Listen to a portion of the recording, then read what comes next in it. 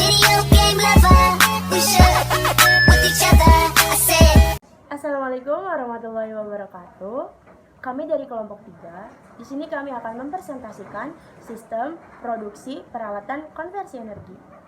Namun, sebelum lanjut ke video penjelasan, ada pepatah yang mengatakan, tak kenal maka tak sayang. Maka dari itu kita kenalan dulu yuk. Perkenalkan, nama saya Putri Amelia dan ini nama anggota kelompok saya. Sampurasu, nama Abdi Nopi. Hai guys, saya Siti Nabila. Konnichiwa, saya Putri Aulia. Hello everyone, saya Siti Nur Amelia Sari. Annyeong, nama saya Joy Asri Surya Buta. Nah, setelah perkenalan, kira-kira apa saja sih yang akan kita bahas di materi kali ini? Ada 7 pokok yang akan kita bahas. Yang pertama ada aneka produk bidang konversi energi. Yang kedua ada manfaat produk bidang konversi energi. Yang ketiga ada potensi produk bidang konversi di daerah. Yang keempat ada perancangan produksi rekayasa konversi energi. Yang kelima ada alat dan bahan yang dibutuhkan. Yang keenam ada proses produksi rekayasa konversi energi. Dan yang terakhir ada proses pengemasan produk bidang konversi energi. Oke, kita masuk ke pembahasan yang pertama, yaitu aneka produk bidang konversi energi. Sumber-sumber energi baru terbarukan ternyata terus dikembangkan loh di Indonesia. Apa saja sih kira-kira? Yuk kita simak beberapa contoh sistem produksi konversi energi.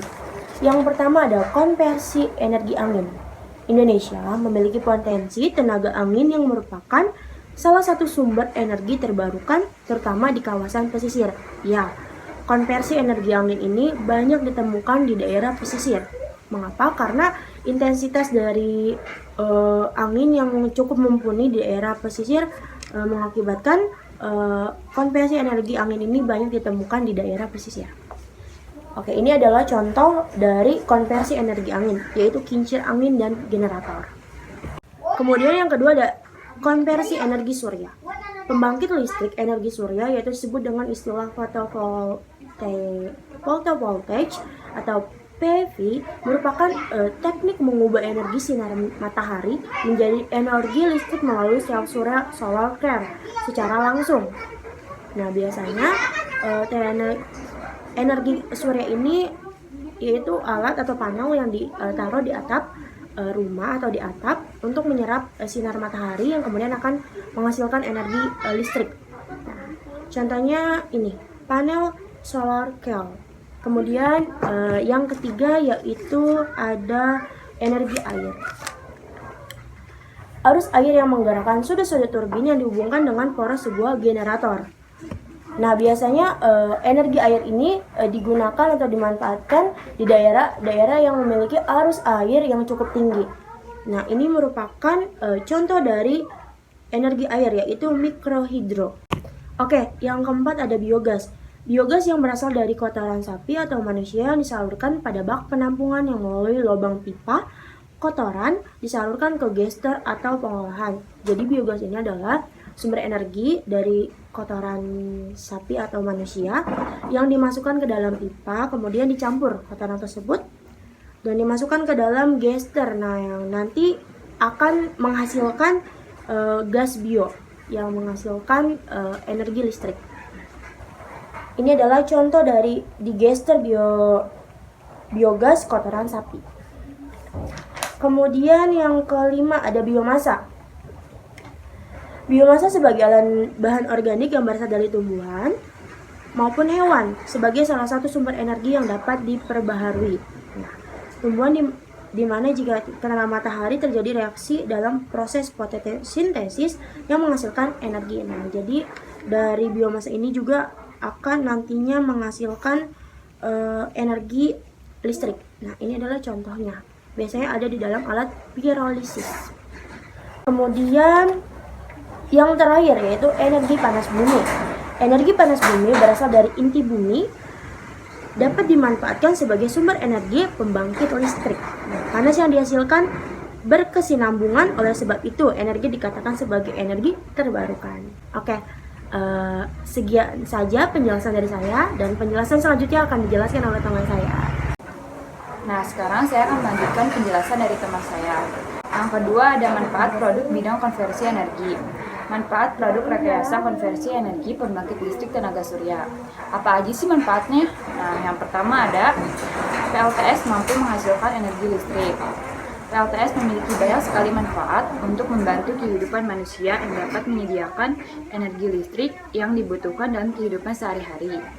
Nah, yang kedua ada PLTS sangat ramah lingkungan. PLTS juga ramah lingkungan sehingga ekosistem bumi bisa lebih terjaga.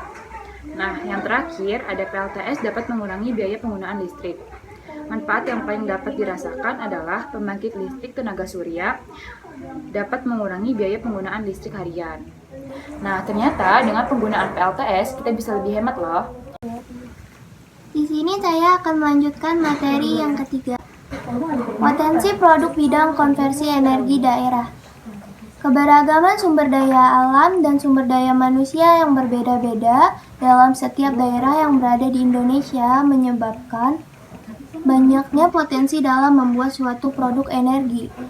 Dalam produk rekayasa konversi energi harus disesuaikan dengan kebutuhan di suatu daerah, SDM, dan SDA yang ada sehingga hasil produk konversi energi dapat digunakan sebagaimana mestinya.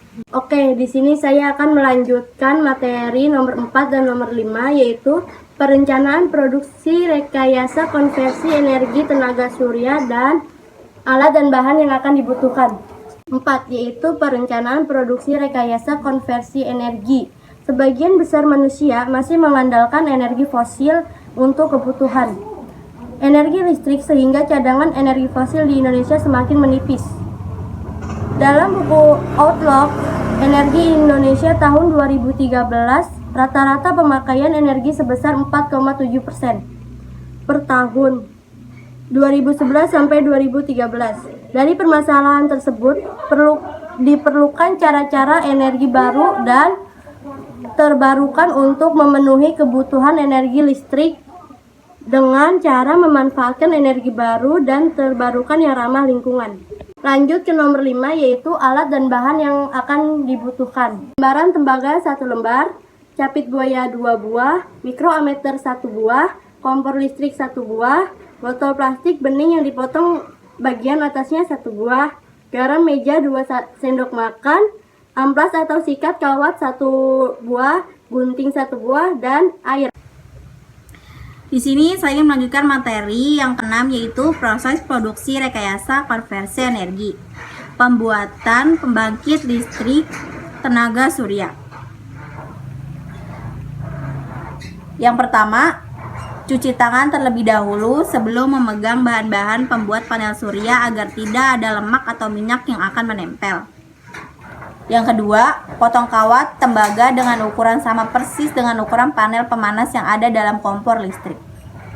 Yang ketiga, tembaga yang telah dipotong kemudian dibersihkan dengan menggunakan amplas atau sikat kawat sehingga tidak ada kotoran yang dapat menghambat proses penyerapan energi matahari. Yang keempat, setelah tembaga dibersihkan, kemudian taruh di atas kompor listrik lalu bakar dengan voltase tertinggi. Yang kelima, lakukan proses pembakaran ini selama kurang lebih 30 menit hingga lapisan tembaga berubah warna menjadi hitam. Yang keenam, setelah proses pembakaran selesai, selanjutnya diamkan lapisan tembaga hingga dingin secara alami selama kurang lebih 20 menit. Setelah dingin, maka lapisan tembaga akan berkerut sehingga lapisan oksida menyusut. Yang ketujuh, cuci dan gosok tembaga secara perlahan dengan tangan di bawah air yang mengalir. Dalam proses ini, jangan sesekali merenggangkan lapisan tembaga karena dapat merusak lapisan oksida korpus yang dibutuhkan dalam pembuatan panel listrik tenaga surya. Yang kedelapan, potong lembaran tembaga lain seukuran dengan tembaga pertama. Kemudian tekuk kedua lebaran tembaga, yaitu tembaga pertama dan kedua, lalu masukkan ke dalam botol plastik. Usahakan kedua tembaga tidak bersinggungan satu sama lain. 9. pasang capit buaya pada lembaran tembaga pertama dan pada lembaran tembaga kedua. Kemudian pasangkan kabel dari tembaga kedua ke terminal positif dan kabel dari tembaga pertama yaitu telah dibakar ke terminal negatif dari ammeter. Yang ke-10, masukkan air garam yang telah dipanaskan ke dalam botol dengan hati-hati. Jangan sampai membasahi capitan buaya. Selain itu, ukuran air garam tidak boleh menenggelamkan seluruh plat tembaga. Dan yang terakhir, yang ke-11, uji panel surya yang telah dibuat dengan menaruh di bawah sinar matahari, maka tenaga yang dihasilkan akan meningkat sekitar 33 mikroampere. Demikianlah cara pembuatan panel tenaga surya yang dapat Anda praktekkan di rumah. Selamat mencoba. Selanjutnya materi dilanjutkan oleh teman saya. Di sini saya ingin melanjutkan nomor 7 tentang pengemasan produk bidang konversi energi. Fungsi kemasan dapat tercapai, maka perlu memperhatikan hal-hal sebagai berikut. A. Dibuat semenarik mungkin, mempunyai ciri khas. B. Membuat informasi yang jelas dan jujur. C. Menarik atau mendesain warna bentuk dengan komposisi yang imbang. D. Mempunyai ukuran dan material bahan sesuai kebutuhan. Dan E. Bahan terbuat dari material yang tahan terhadap perlakuan pada saat pemindahan. Label pada produk arang-arang briket, informasi yang dibuat pada kemasan biasanya berisikan tentang A. Informasi produk yang sebenarnya. B. Foto atau gambar produk. C. Logo perusahaan. D. Alamat produsen. Dan E. Bobot produk. Informasi tentang masa produk dan hal-hal lainnya yang istimewa pada produk yang dihasilkan menjadi bagian informasi pada konsumen. Oke, setelah penjelasan yang kemarin, sekarang ini adalah produk yang akan kelompok kami buat, yaitu panel surya. Ini adalah gambar produknya. Kemudian apa aja sih manfaatnya? Nah, manfaat dari panel surya itu adalah yang pertama, bisa menghemat listrik. Memasang panel surya artinya kita memiliki cadangan energi lain selain dari PLN. Artinya kemampuan panel surya menyerap cahaya dan membuat energi pengganti PLN dapat mengurangi setengah dari penggunaan listrik. Yang kedua, ramah lingkungan. Yang ketiga, peduli atap rumah. Nah, artinya pasti ibu-ibu sangat suka dengan manfaat panel surya ini. Kemudian apa aja sih latar belakang